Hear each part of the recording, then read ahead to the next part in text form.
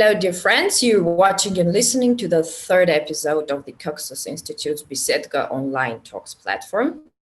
As this is our first English language program, I will shortly explain why we chose this particular name for our platform and what is its core mission.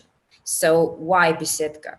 Because in our, post-Soviet countries, there is a Besedka, a gazebo, in each yard where people discuss politics, social life, and life in general. So now Caucasus Institute has its own Besedka. The talks are broadcast on the Caucasus Institute social pages. We talk in different languages as our interlocutors are from different countries. For those who cannot join the live stream, the Besedka podcast is also available. You can find all the social buttons by visiting our website, www.c-i.am. Subscribe, share, and leave your comments. We love getting feedback from our viewers and listeners. And for those who are watching this live stream, I will also tell that you can leave your questions to our guest in the comments, and we will ask them in the second part of our program.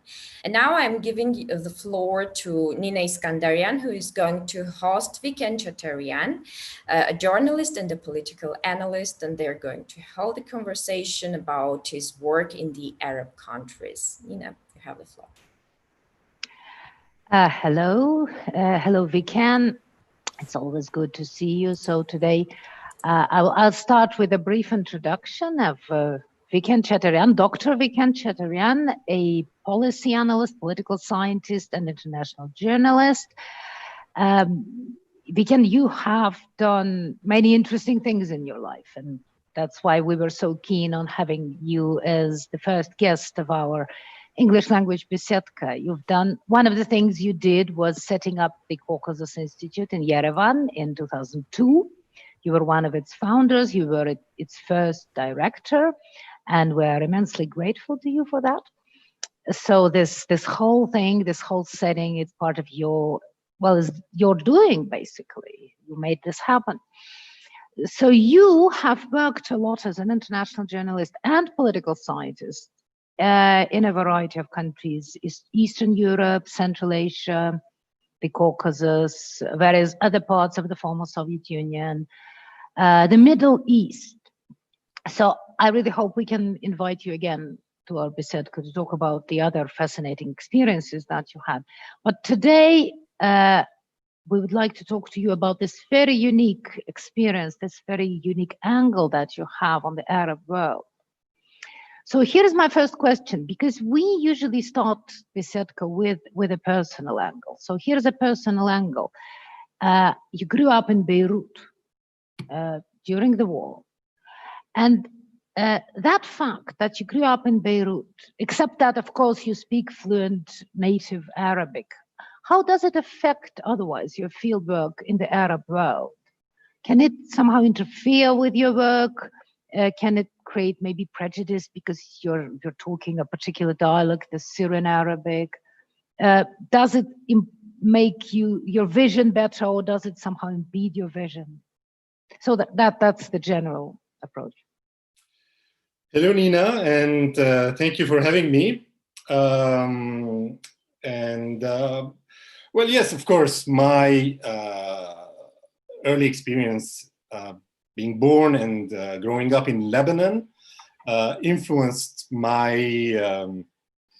my thoughts, my ideas, the questions I'm researching in my professional life. So I grew up in Beirut. Basically, I was 7 years old when the war started. So I lived in a city in daily violence for 15 years. And of course, this has influenced my way of thinking, my way of viewing things. And basically, since then, in my professional life, what I've tried to do is to understand why violent conflicts take place, why war happens. This I did first in Lebanon and in the Middle East. I started my professional career as a journalist in Beirut. And later I did some work in the Middle East before moving to the Caucasus, to the post-Soviet countries, and working to cover the conflicts in Karabakh, Abkhazia, Chechnya, in Central Asia, and later in Ukraine. Now, I should explain a bit that Lebanon has a very specific place in the Arab world. So I speak the Beiruti dialect. I don't speak the Syrian dialect. So a Syrian would immediately recognize that I come from Beirut. Okay. And anyone in the Arab world will quickly identify me as a Lebanese, because Lebanon historically has been quite important in the Arab world for its cultural production, for its songs, for its films, for its theater. Beirut was the center of book publishing in the Arab world. Beirut was the media center in the Arab world. And this heritage is still alive. Although Lebanon is in decline for a number of decades now, and I'm not sure what will remain of the Lebanese specificity after the current financial crisis is over in Lebanon. Lebanon is going through a very deep financial and economic crisis at this moment. But throughout the Arab world, they identify my dialect. They place me in Lebanon, and being Lebanese comes with positive stereotypes. Okay. So I give you one example. More than 10 years back, I had a contract with the Swiss Foreign Ministry to do a study in the Arab Maghreb countries, Tunisia, Algeria, and Morocco. And I was in Algeria for 1 week to do interviews, and the interviews were organized by the Swiss embassy. So I meet this very famous Algerian editor, and he starts speaking French to me, and I answer in Arabic. And then he answers in French, and he says, "Oh, vous êtes arabisant. Oh, you are, Arabic speaking." I say, "No, I'm Lebanese." And suddenly our relationship completely changed. Before I was this foreigner with this foreign name, Vicken Cheterian, might sound European, coming through the organization of the Swiss embassy for the meeting, but suddenly I became a Lebanese, and being Lebanese to this Algerian 50 or something person had very specific meaning. Beirut was associated with Arab nationalism, with the Palestinian struggle, with Yasser Arafat, with Fatah, and suddenly I stopped being this foreign consultant, but being one of us who has gone through all these experiences. So yes, my Lebanese heritage gives me a very positive introduction to become one of us while working in different places in the Arab world, including as far away as Algeria. And what about your vision? I mean, with the background that you have, I know that you didn't grow up in a secluded part of Beirut, which was entirely Armenian populated, because as far as I know, there were communities like that, where you could spend your whole life without learning Arabic, without having interactions, exposure to the local culture. But I know that you grew up in a part of Beirut where you spoke fluent Arabic, and then you interacted with people of various ethnic backgrounds and with a lot of Muslims. So you had this exposure, you have a vision of maybe the Arabic world, or at least the Muslims or Arab Muslims, let's say. And then you travel to Tunisia or Egypt, or I know you traveled to a lot of these countries, or to Libya. You went to Libya also, didn't you? Yes. So Syria. And obviously they're different. So I'm trying to think of my own exposures, like, does living in Yerevan help me really see Armenians in other countries? And for me, the answer would be both yes and no. So what is the answer for you and the Arabic world? I would say that my Lebanese experience gives me places me a step ahead of what is happening in the rest of the Arab world. Lebanon went through a very deep internal conflict when the rest of the Arab world was very stable. Under dictatorships, but stable. But also Lebanon had this sectarian divide and sectarian conflict, which at that time was seen as an exception in the Arab world. Now it's becoming the rule. So in a way, I feel that my Lebanese experience enables me to understand and to visualize what they are going through while they don't have that experience.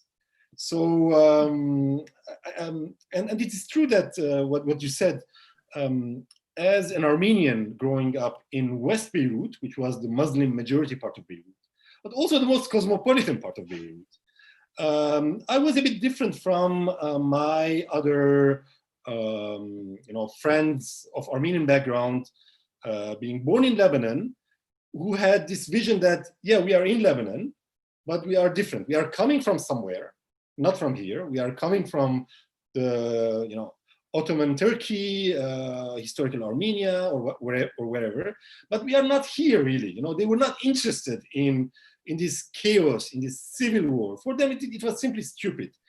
And their plan was to visualize their future in California. And I wasn't like that. I was interested in what was going on around me.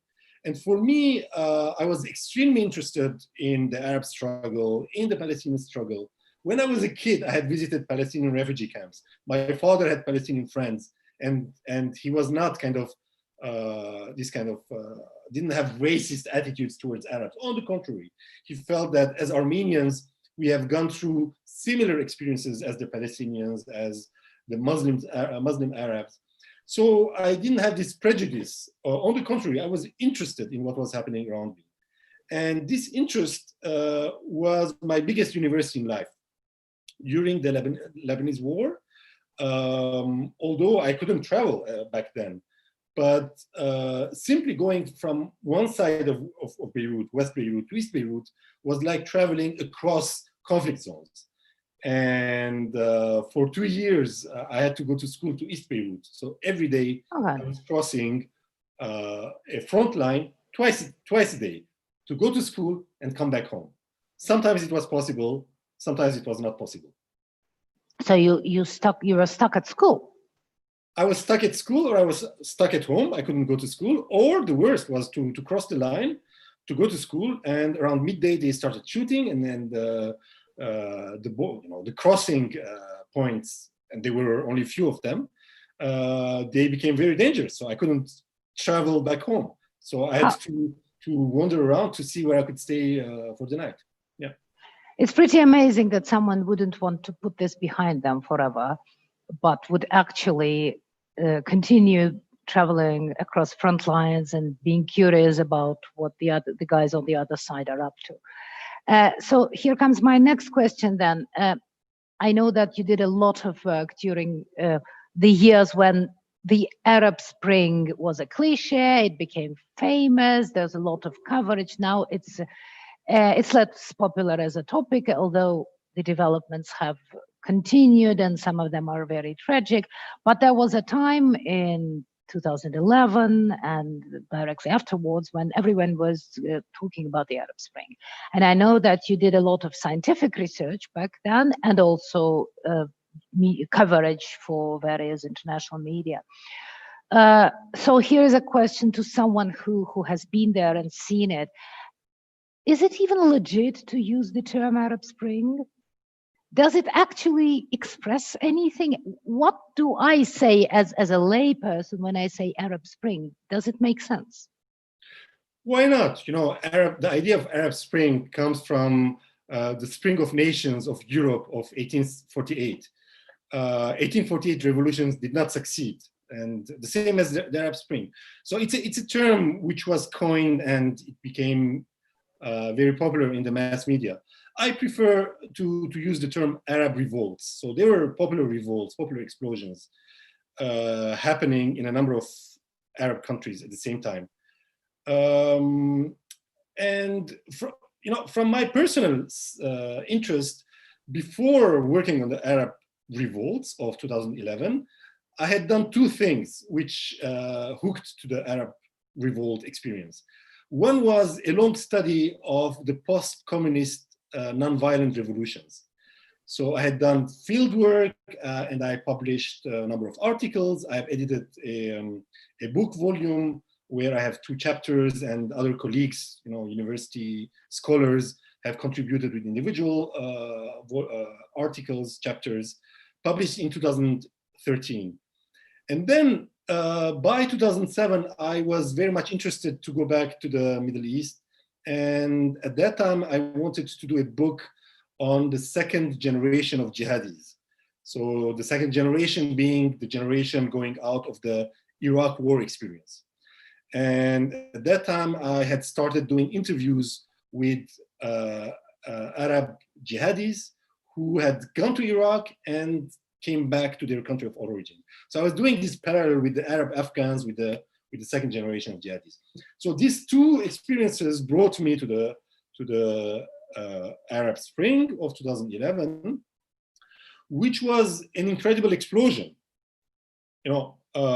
If we compare with the color revolutions in Eastern Europe, color revolution started with Serbia in October 2000. And the next explosion was in Georgia in November 2003. So just notice the time difference. And then there's, of course, Ukraine, and then Kyrgyzstan, and some other attempts that failed. In the case of the Arab Spring, the Arab revolts, it starts in December 2010 in Tunisia. Few weeks later, we have the mobilization in Egypt. Few weeks later, we have mobilizations in Libya, in Yemen, in Syria, those who eventually became big stories. But also a wave of mobilizations in Algeria, in Jordan, some attempts in Saudi Arabia, and so on, and Iraq a bit later. So the Arab revolt was a very powerful, extremely powerful explosion.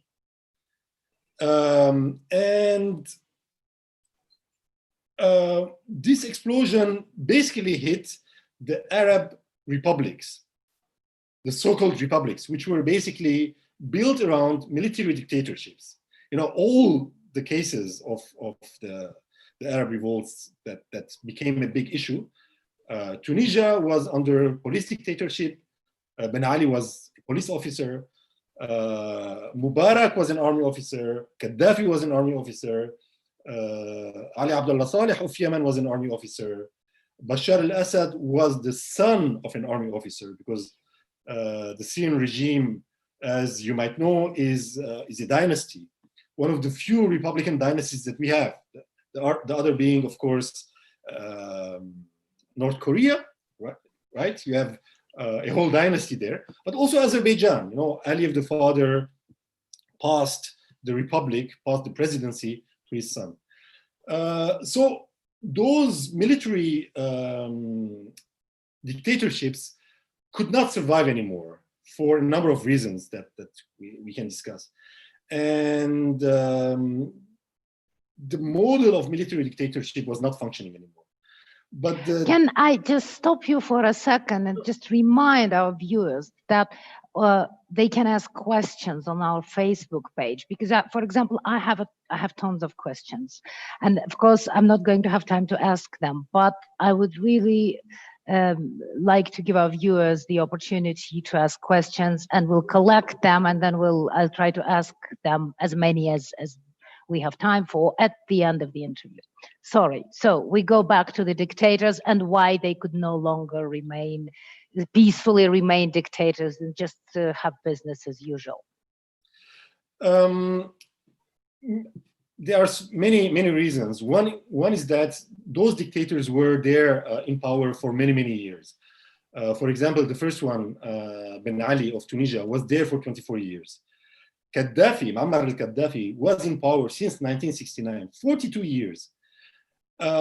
Your age, since we were born, you and I, right? We're I'm more or less, yes. So during all our lives, yes. Just imagine Libyans having seen nothing else than Gaddafi. But more than that, those dictators were preparing their sons to succeed them. So they were telling their public opinion, not only not to hope any change while they are alive, but not to hope for any change even after their death. And also the Arab world economically was doing very, very badly. The 2008 financial crisis had caused, very deep crisis in the Arab world, including the fact that the Arab countries import most of what they consume, including the food they consume. For example, Egypt, the price of the Nile, imports half of what they eat. So when you have an international financial crisis, it means that the food they were consuming was 2 times more expensive in 2009 than in 2007. The crib of civilization, where people actually learn to grow things. We all had it at school, right? About how the Egyptians had this very lovely soil and they could grow things, and that's why ancient Egypt was so important. Yes, but the difference is that the other point is that the Arab world is going through an incredible demographic explosion. So the Egypt that you have read in the books of pharaohs had a population between 3 to 5 million. It depended on the harvest, and it depended on the Nile. Flooding, not enough, not too much, could bring down the population. But Egypt traditionally had, a population between 3 to 5 million. Egypt, in the beginning of the 20th century, had 20 million population. Egypt, at the moment of the revolution, had 80 to 82 million population. Egypt today has over 100 million population.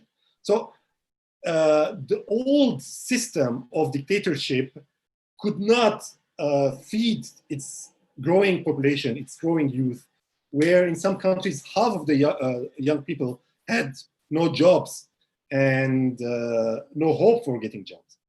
So this is the background of the crisis. But maybe just to conclude on the Arab revolt chapter, one big difference between the Arab revolts and the post-communist revolutions is that this incredible element that countries like Serbia or Georgia, especially Serbia, where Milosevic, was a warlord. He took Serbia from one war to the next. He assassinated opponents and so on. But in October 2000, it was possible for Serbia to overthrow Milosevic without violence. No one was killed when Milosevic was overthrown. In the case of the Arab Spring, if you like, it was not the case. Even Tunisia, which was the most peaceful, by the time Ben Ali left the country on 11 January 2011, there was more than 380 people who were already killed.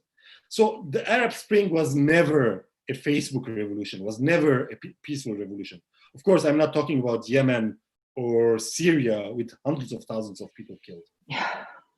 So do you have an explanation? I know that you specifically did a lot of research on violence in the Arab world, on violence during the Arab Spring, and generally on violence and why it happens. I know, like you explained, and now we know there is a personal thing to it also.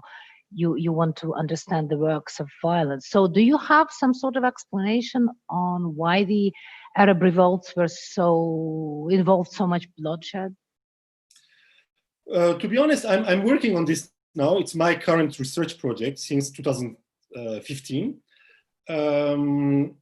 And I'm interested in two questions. One is why violence? How can you explain that in Syria, Syrians can kill so many other Syrians? Syrians can be so violent against other Syrians.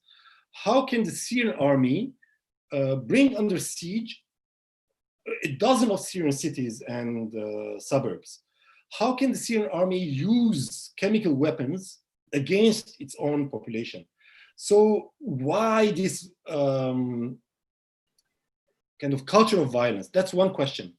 The other question I'm asking is why the emergence of this very deep divides within Arab countries? Why this emergence in the last 2 decades of Sunni Shia antagonism, where Sunni Shias became enemies? And in my personal experience, this is a new thing.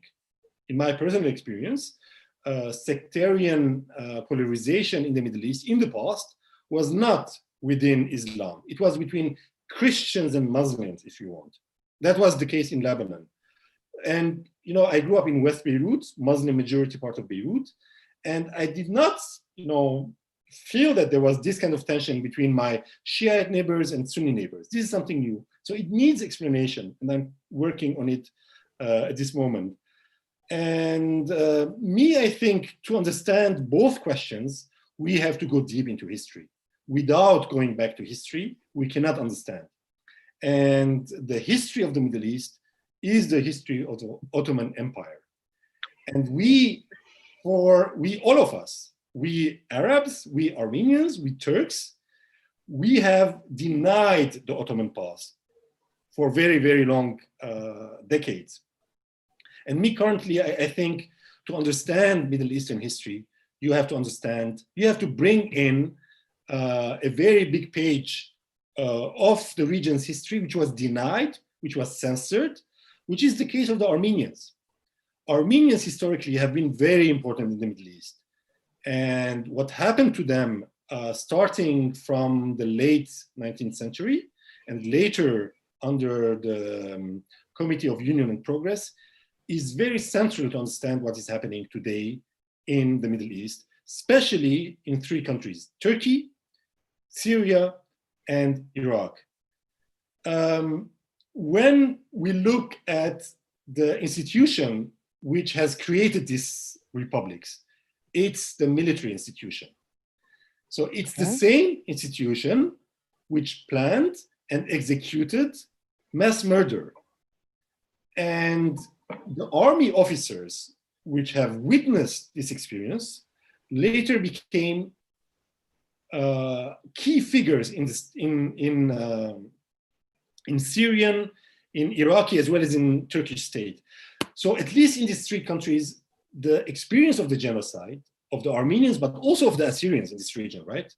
And the Greeks in the western part of Turkey, is central to understand the culture of violence in the Middle East.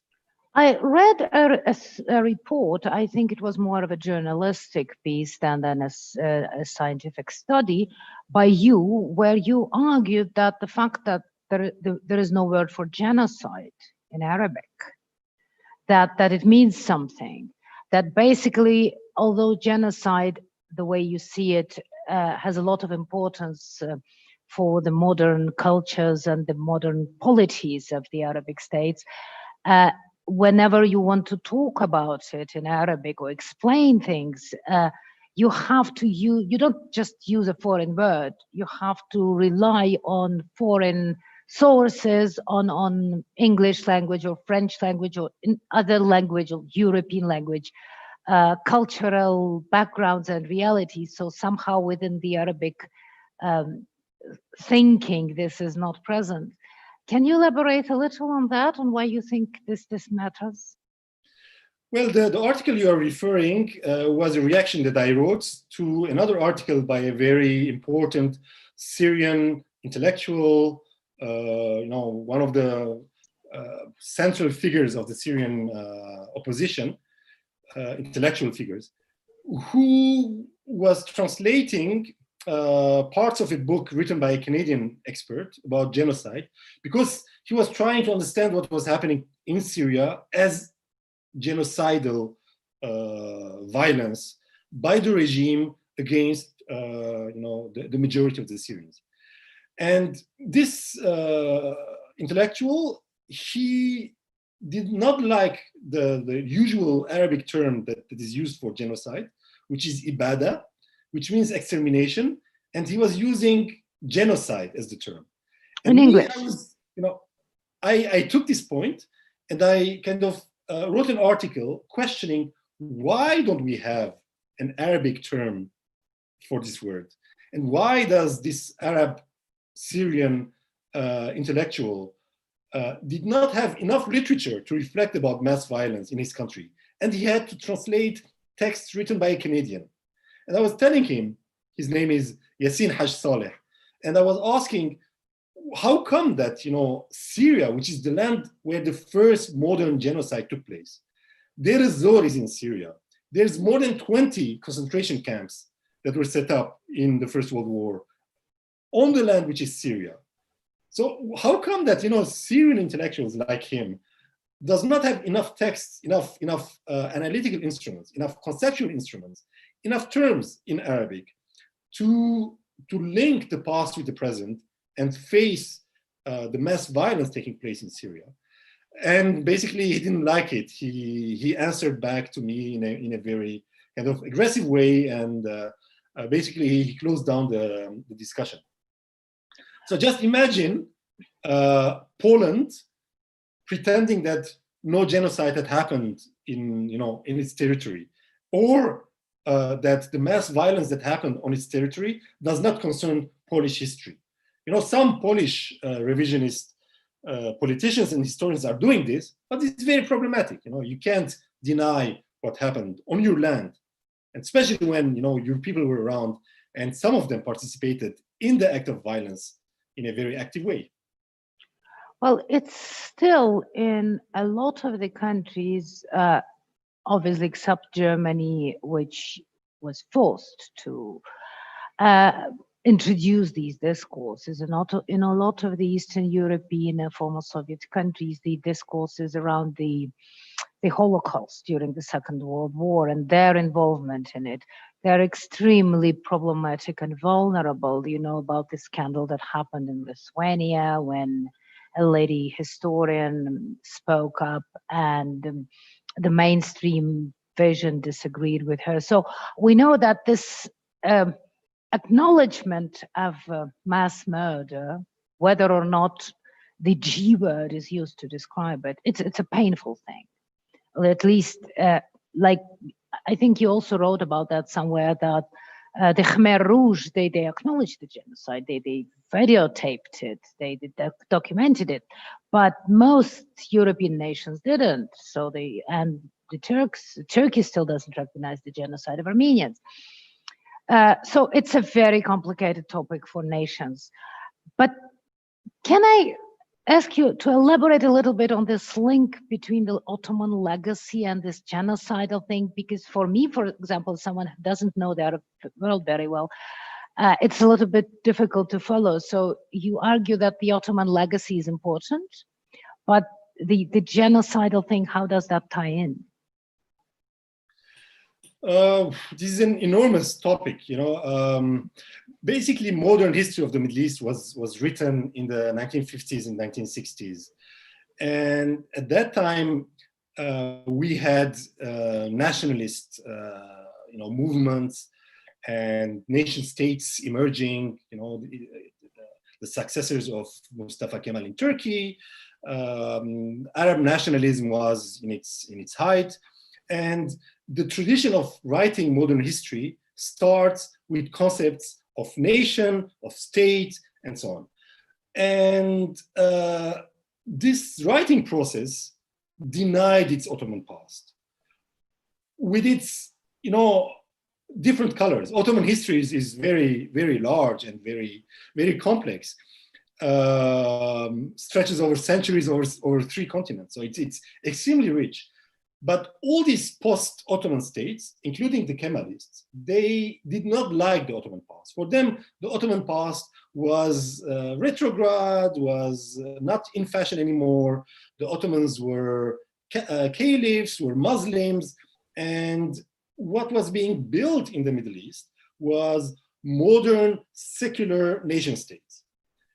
The problem is that it's very good to deny the past, but the past stays there. You can't escape your history. You can just close your eyes and be ignorant. And in the Arab world, they imagined that there's this huge Arab civilization which is there, that there's an Arab nation which was temporarily occupied by those bad Turks. The Ottomans became Turks, first of all. Okay, which is a sleight of hand, basically, yes, yeah. Cheating trick. Yeah, and for many decades they mistook ideology for history. But also professional historians were not so much interested in the Ottoman past. For example, Albert Hourani, one of the founders, maybe with Bernard Lewis, these are the two major figures that started the modern history writing of the Middle East. Hourani, somewhere in the 1990s, says that if I look back to my career, I would now be more attentive to the linkages of the Ottoman past with the post-Ottoman period. And I think this remains very valid up to today. Now in Turkey, there has been some progress done among historians. There has been incredible progress done. Now we know that there was a genocide of Armenians. Now we also know that this genocide of what we call Armenian genocide was not limited to the Armenians. In some places, you can distinguish the mass violence against the Armenians as well as the mass violence against the Assyro-Chaldeans. So and the Greeks. Sorry? The Greeks also. And the Greeks. The Greeks is a bit apart, but in some cities, the same time they deported and massacred Armenians and Assyrians. But in a broader historical perspective, you are right. You know, we should talk about the deportations and the massacres of Greeks, Armenians, and Assyrians. Although it has different temporalities, it has different level of violence, and so on. So this takes us to religious questions, and this takes us to the Ottoman organization of the society. For the Ottomans, nations were not important. For the Ottomans, what they saw, what they recognized, and the way they structured their society was based on religious and confessional belonging.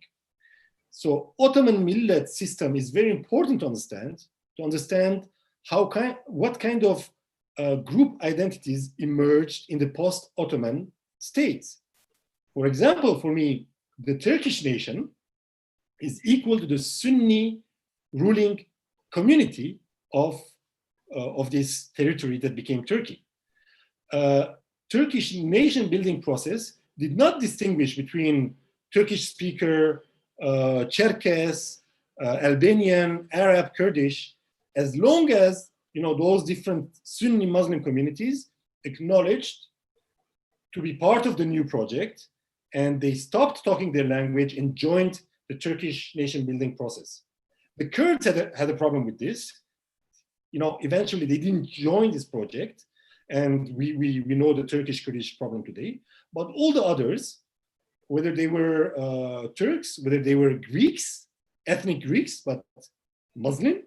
For example, Crete had very important Muslim Turkish-speaking population, which culturally were not very different from their neighbor Orthodox communities. But what distinguished them was their religious community, and eventually they left to go to Turkey, while Turkish-speaking Christians of Turkey were expelled to go to Greece today. So the criteria was not language, the criteria was not ethnicity, the criteria was what the Ottomans recognized in their system was the millet system, was religion. Going back to the question of violence, the violence in the Arab Spring, the ongoing violence in some of the countries, is there a reason to maybe suppose that this undealt with Ottoman heritage, this the heritage, the legacy of the genocides that has not been processed, that has not been acknowledged, that it's coming back to affect the way people behave and translates into political actions and very cruel actions they were too. So what would you say the remedy could be? Acknowledging the past, talking about it, figuring out how it worked, where it is, how specifically it translates into practices, political ideology. What do you think the direction could be here? In my last book, Open Wounds, published in 2015, I was working on this question of what is the heritage of this big event that took place in 1915. And while working on this book, I initially thought that I will be mainly working on the Armenians, diaspora Armenians, and their kind of feeling of suffering. But while doing this research, and I had the opportunity at that time to go very often to Turkey and do interviews in a number of Turkish cities, my conclusion is that a country like Turkey is very much conditioned by the question of genocide. Denying the past is not just because of psychological reasons that you don't feel good by acknowledging a crime. Denying a crime is, especially by a state that committed it, means that the state is saying, what I did in the past was not bad. It was fine with me. I had a problem with some minorities, and I used the instrument of mass violence, and now the problem is not there anymore. So it becomes integrated into the state practices. It becomes part of the culture of the state. And we know that the modern Turkish state was created on the foundations by the people who were part of the genocidal project. They were the ones who thought about it, conceptualized it, planned it, and executed it. And then they profited from the heritage of the genocide by appropriating the Armenian heritage, houses, capital, whatsoever. So the consequences of the genocide remains as long as the state thinks that this was something good. And with respect to the Arabic countries, let's say Tunisia, or let's go towards the Arabic world, because let's not focus on Turkey this time, because I really hope to talk to you about Turkey one day. Tunisia is far away, but I think countries in the Middle East, post-Ottoman countries, from Egypt is a bit specific. Egypt has a specific history with Mehmed Ali, who's the modern builder of Egypt. But we can come back to that later, maybe. But the Ottoman Middle East, from Syria to Iraq to Lebanon, but also the Israeli-Palestinian question, is very much conditioned by the Ottoman way of structuring a society, which is not based on neither ethnicity, nor language, nor class, but based on religious confessional belonging. But this heritage of violence is very visible in Iraq. Iraq, the other land next to Turkey and Syria, where Armenians and Assyrians were deported and were placed in refugee camps. In Iraq, we see this continuity very quickly, because in 1933, we have a series of mass violence and massacres against Assyrians perpetrated by the Iraqi army, and the Iraqi army general was Bakr Sadki, he's Kurdish Iraqi, who was a former Ottoman army officer. And it's a pity that in Middle Eastern studies, we have not worked on this question. How the modern Iraqi state builders were associated with the Ottoman past. Where were they in the First World War? What were they doing? Were they associated with the deportations and massacres of Armenians and Assyrians? I can give you another example. One of the heroes of the Syrian nation is called Yusuf al-Azmi. He was the military leader who confronted the French army in Maysalun in 1920. He fought them and he was killed there. So he's a hero. Now this hero, he became an epic figure, and he became the hero of Syrian nationalism, Arab nationalism, but probably he was not very Syrian nationalist. His whole career was in the Ottoman army. And he was very closely associated with Enver Pasha. So one of the main figures of the genocide. And we know that in 1916, he was very close with Enver. I think he was his head of general staff of one of the armies. But early this year, I was in Beirut. I was looking at archives, Arabic newspapers, Arabic books. we have zero information about whether Yusuf al-Azmi took part in genocide or not. We only have this, very romantic story of resisting the French and so on, and being, state builder. So this is one example that illustrates how we are ignorant about the past of these nations, how we don't know how the states were built, by whom, and how much the mass violence of 1915 was integrated in the institutional memory of the armies that were the backbone of the modern states in this area. Well, I do hope you find some insights and explanations in the book that you're now writing. When do you hope to have it ready? When shall we see it? I need a couple of more years of research and writing. I have half the text ready. I have the other half. Okay.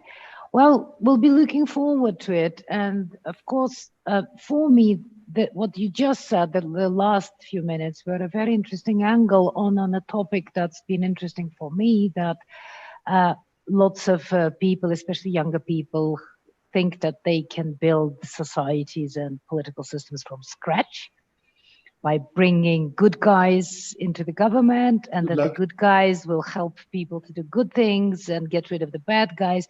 And then people like you come in and start talking about the legacy of 100 years ago, 150 years ago, and institutional memories and inbuilt cultural knee-jerk reactions, why people do certain things, especially when we're talking large groups of people, whole nations, and big whole cities, and how events of 100 years ago really affect your current ability to negotiate, to settle conflicts peacefully, to talk to people.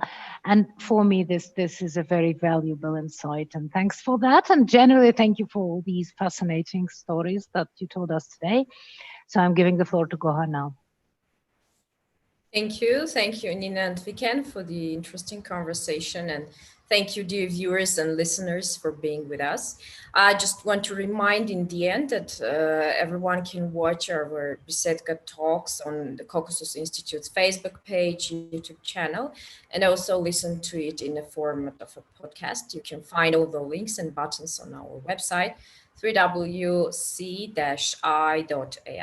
Please subscribe, share, and leave your comments, and thank you for watching. Goodbye.